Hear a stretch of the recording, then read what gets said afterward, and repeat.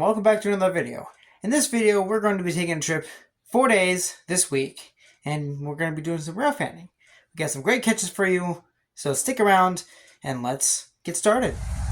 We start off the week at the CSX Collinwood Yard. The Collinwood Yard is located just east out of Cleveland and just west of Euclid. The Collinwood Yard is a very big yard for CSX here. Multiple trains such as the CSX I-162, I-161, M565, and so on usually work this area. It holds both mixed freight traffic and intermodal cranes, hence why intermodal trains like the 162 work this yard. And just east out of the yard here is the fueling racks for CSX, basically called Euclid, Ohio. This is where crew changes can happen and the refuel happens. Majority of the trains that are from New York to Chicago or somewhere along the west will sometimes refuel at the racks here at Euclid, Ohio. This train you're seeing in front of you is M566. M566 is one of those trains that have to work Collinwood Yard. At this point, he was finishing up whatever he was doing in the yard, grabbing cars and shuffling them around or whatnot. Right down there with the two Jeeps is a yard job. There's not really a symbol to this yard job, as those two locomotives shuffle around cars around the yard. Collinwood is a pretty big yard, so there's a lot of switching to be done.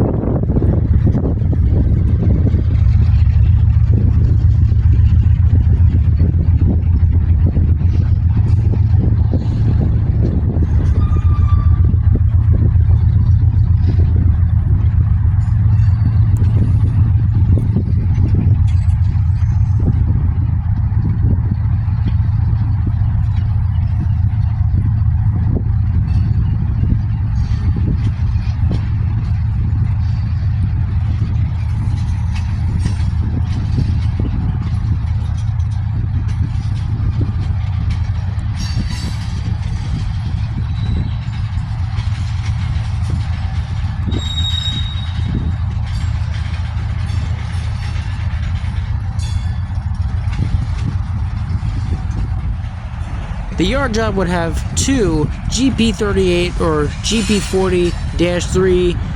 I think there were some around those two, GP38 or GP40s. I don't remember which ones. But there were SpongeBob units, meaning that they had the square cab and not the regular EMD GP cab. I had tried to get a better shot of these two locomotives at first, but it didn't really go too well. I mean, it was decent, but of course, it didn't come close enough to where I wanted it to. The two locomotives in question would be 2036 and 2016. M566 is backing up their train into one of the tracks to collect some more cars, and the conductor of the train rides the shove.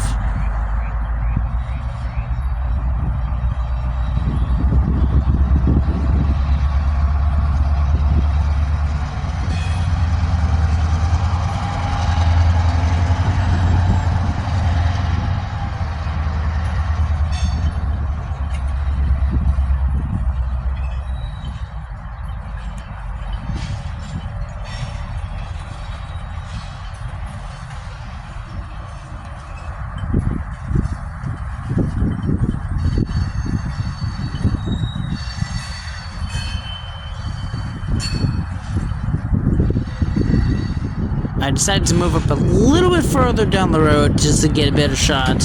And, well, it wasn't too bad, but overall it was pretty decent.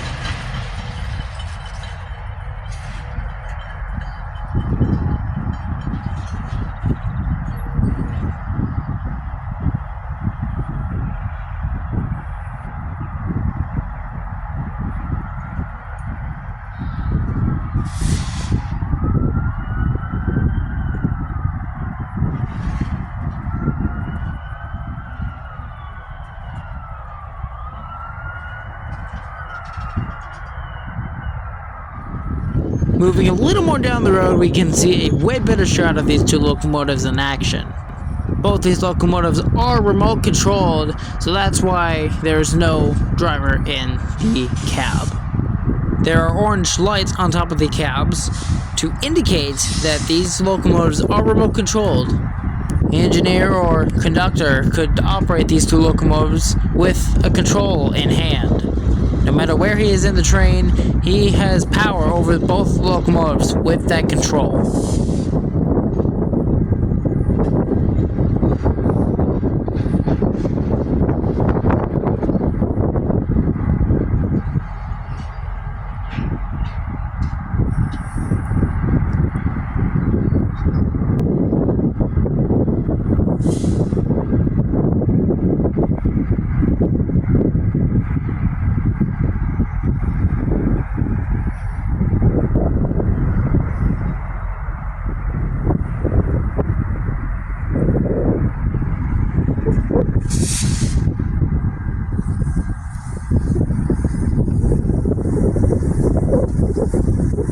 At this point, M566 is now sending air through the train, possibly indicating that they have coupled onto more cars, and the conductor has locked in the air hoses.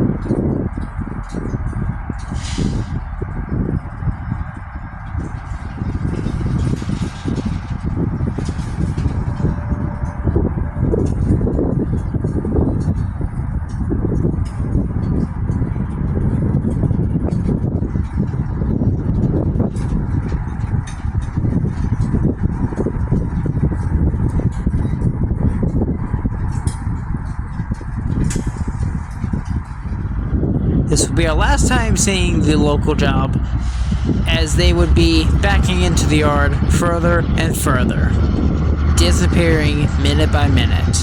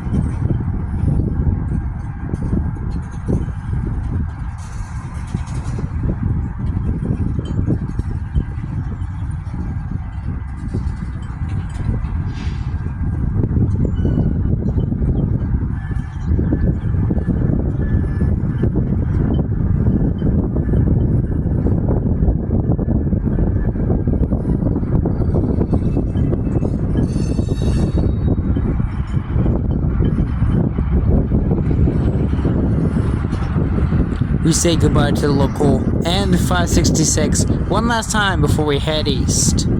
Stopping on the way down the road, we get up to East 305th Street, just to see what's there. And surprisingly, we would be there in time for CSX I-168. Sorry the angle's a little crooked, the camera was on uneven ground.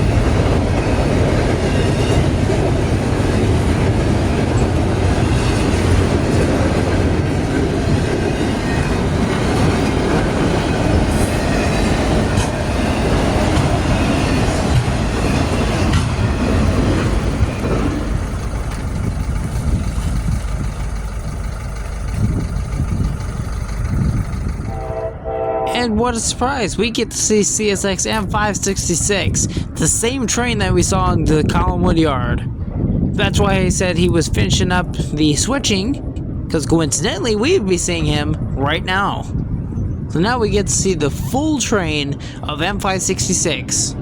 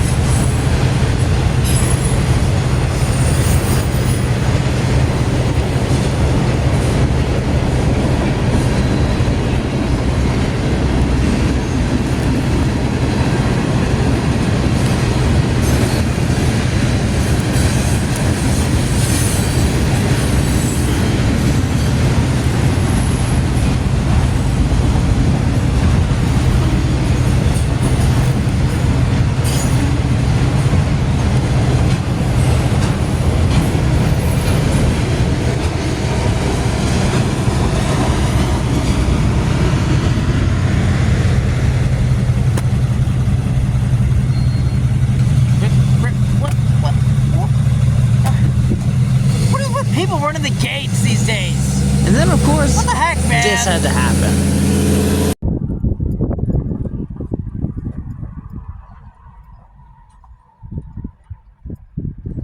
Oh, okay.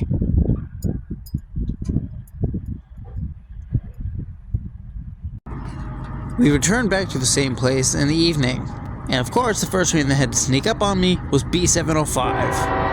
Didn't hear him call out a single signal before he passed me.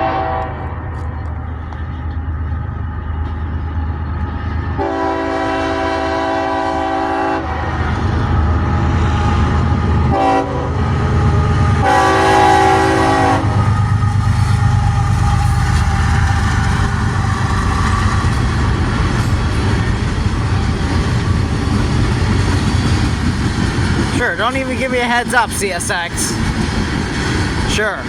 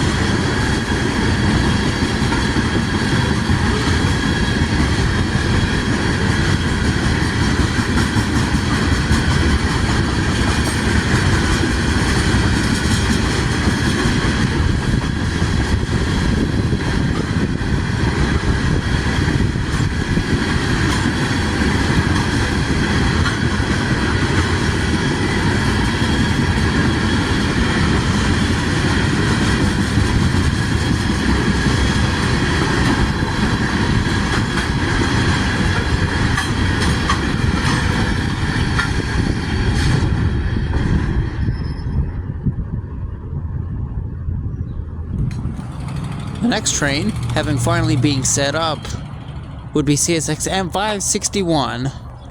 One thing to note about M561 is it hasn't had the 86-foot boxcars in a long time, so I don't know when the heck it's going to get those again. But for now, it is what it is.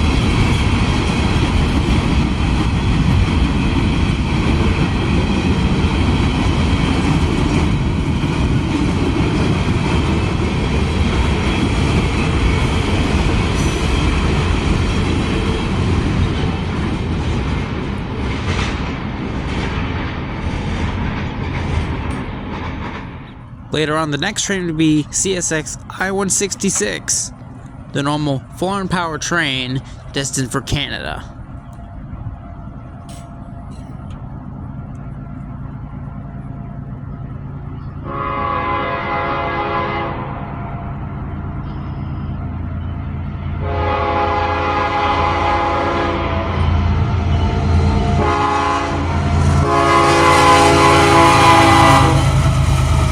Now, I do want to note something. The lead engine of this train was not originally the lead engine. When it passed Deschler, Ohio, the lead locomotive was the rear train DPU, and the trailing locomotive was the actual lead engine. I guess there might have been some issues with that unit, otherwise it'd be the same consist it was in Deschler.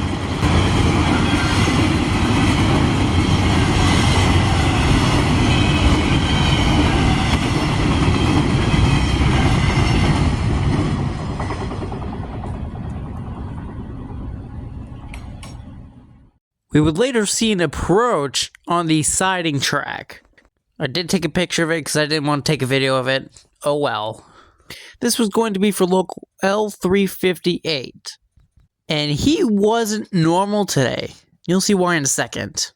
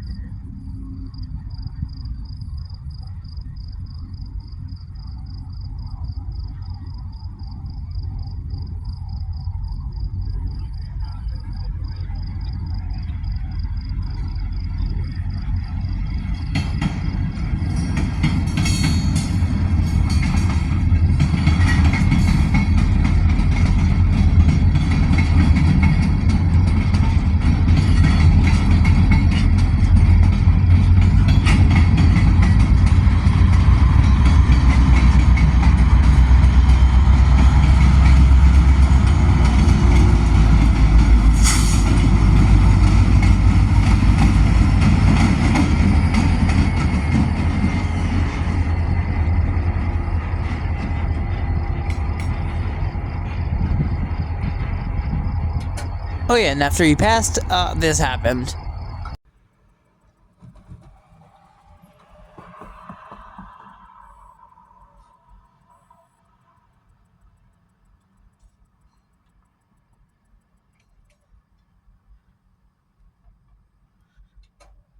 Uh-huh, sure.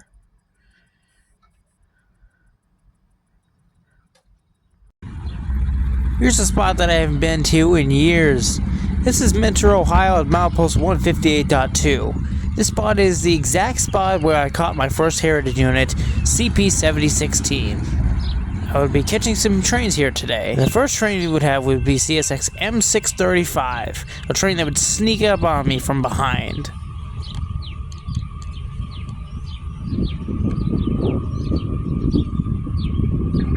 West track 1, clear 158.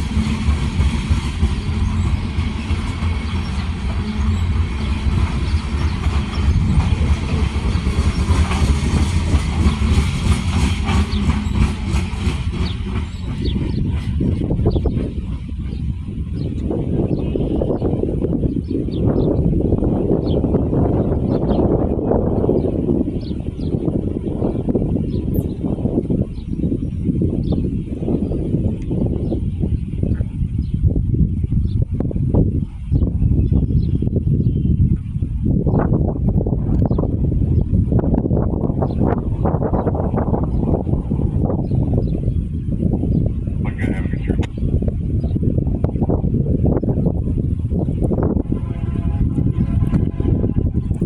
Thanks for the opportunity to look at this.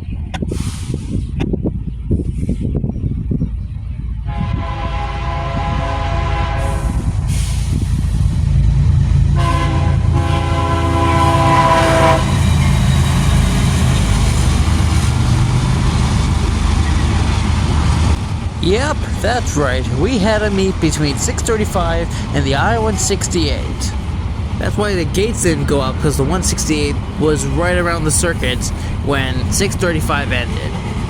And this was a very nice surprise to the start of the day.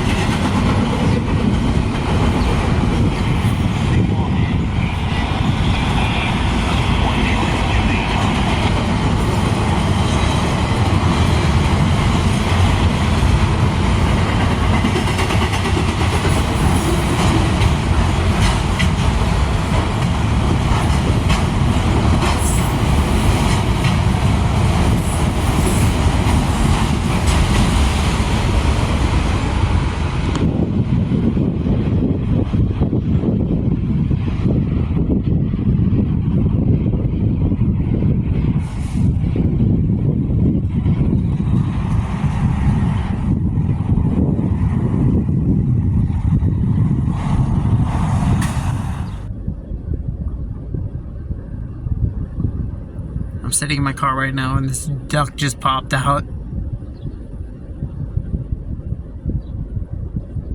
I want to go out, but I don't want to scare it.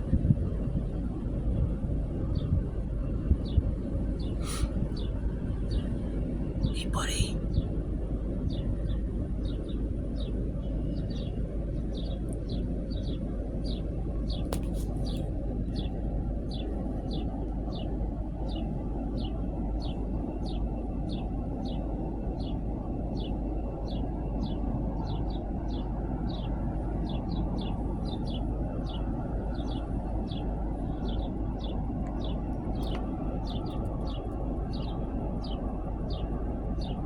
It's a duck! First time this happened over here. And again, I haven't been over here in years. So far so good here in Menor. Also, we have another approach. It's hard to see on the thing. I have a terrible zoom. You see it? That yellow dot right here? See it? Another approach there. Could be another train.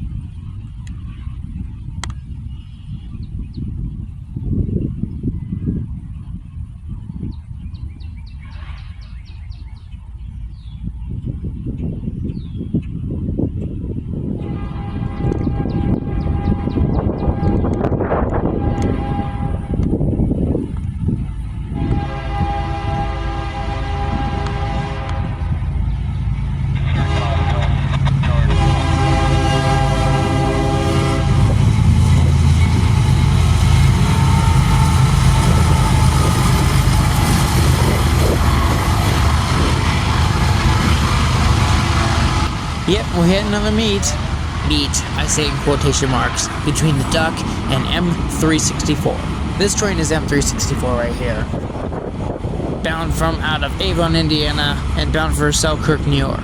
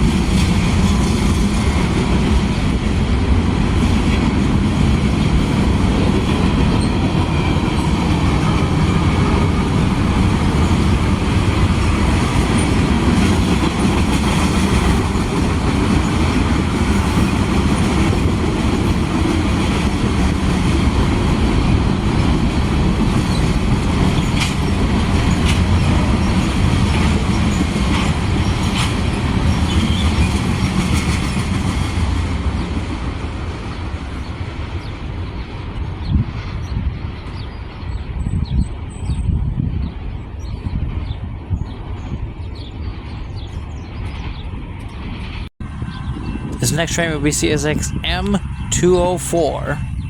There's a reason I don't really go to this spot anymore, and you'll see why in just a minute after this train.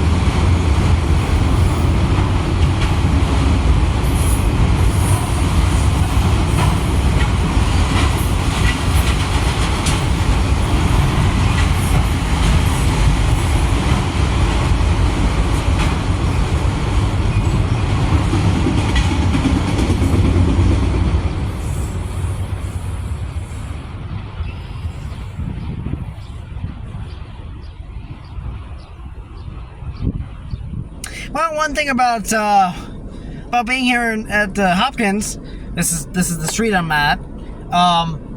The worst thing about being at Hopkins is that Norfolk Southern is kind of far away, maybe near a quarter of a mile, and we just had 309 go by. It's still going by now. I saw the leaders, thankfully. There was an Ace, and then there was, what, an SD40-2 trailing? I think it was like 6370 or something like that. Say la vie. Oh well. That's one thing I don't really like about this spot is because of that. That's why. Oh well. It's fine. It's fine. Just an SD40-2. I mean, it's... If it was a Heritage unit, then I would have been like, dang it, man. But, oh well, it's fine. Well, after that happened, we had CSX I-169 coming on down with a YN2 leader.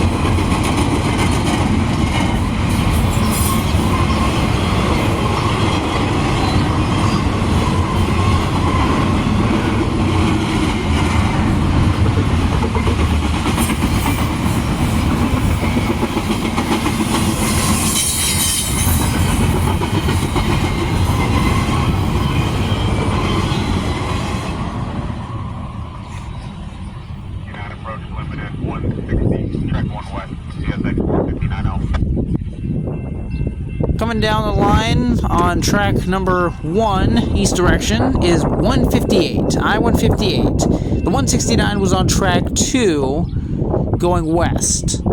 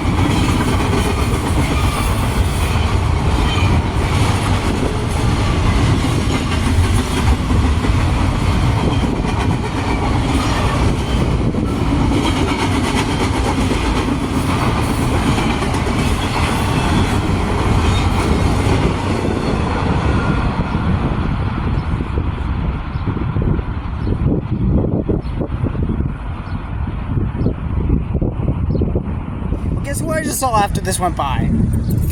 265. I'm telling you, that's the downside of being here. It's fine. It's fine. Stick around. We got more trains coming right here. The next morning, I would be back at 305th for some more morning action.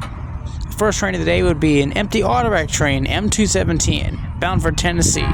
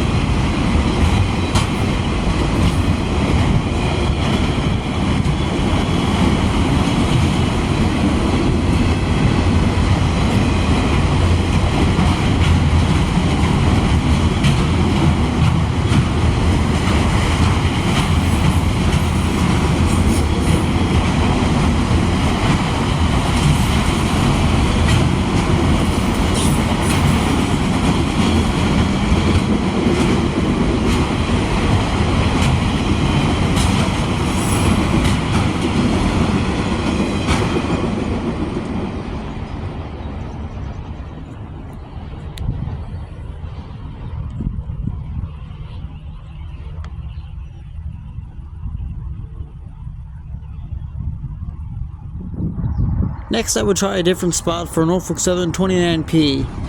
And this spot would prove to be a very, very bad idea. Why? You'll see. You'll see in just a second.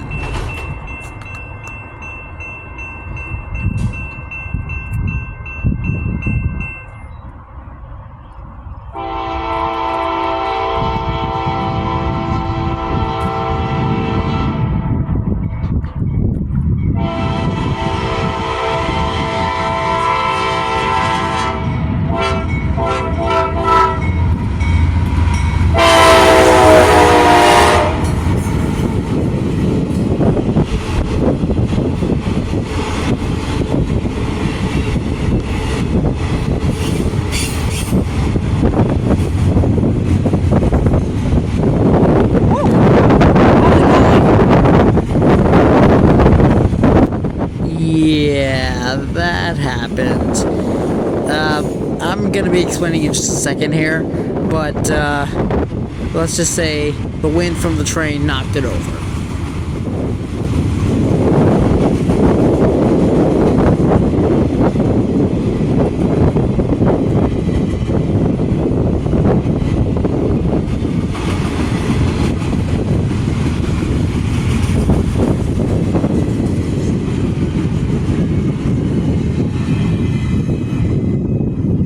Word of advice, let's not do that again. Let's not do that again, shall we? So that's where I was filming right there, and I guess the wind was just too strong, or the tripod was not like stable enough on the ground, and it was just like the wind was coming too much at it, and the tripod was like about like falling over, which is the first time that's happened in my days of rail fanning with the tripod. That's the first time that's happened. So, word of advice: I'm not putting it right there anymore. I'd rather just have it either here or in this open area right here. Not there anymore. Oh well. Next was Norfolk Southern 309's turn to come by, and for some reason I think the gates started, continuously dinging, which never happens.